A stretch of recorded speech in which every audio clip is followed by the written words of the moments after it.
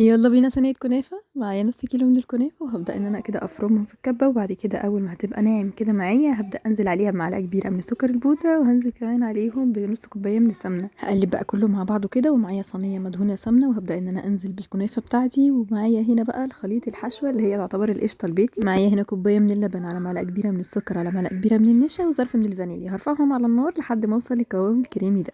هبدأ انزل بالحشوة بتاعتي او القشطة البيتي، وبعد كده هبدأ ان انا اوزعها، وهبدأ احط باقي كمية الكنافة معايا. طبعا هسخن الفرن على درجة حرارة 200. اول ما هتحمر من الاطراف هشغل الشواية تاخد اللون القمر ده، وبعد كده هطلعها. اول ما هتطلع وهي سخنة كده هسقيها بالشربات البارد، اللي هو عبارة عن كوباية ونص سكر وكوباية مية، رشة فانيليا وعصير ليمونة ورشة قرفة. اول ما هتبدأ تهدى معايا هبدأ ان انا اقطعها بقى واقدم. وبصوا بقى معايا اللذاذة، بصوا معايا الخرطة طالعة لذيذة ازاي، والكريمة من جوه جوسي ولذيذة ازاي. جربوها بجد خطيرة، واخدة اللون ومستوية كويس جدا. يلا جربوها والف هنا، وما تنسوش الفولو عشان نشوف وصفات الجاية.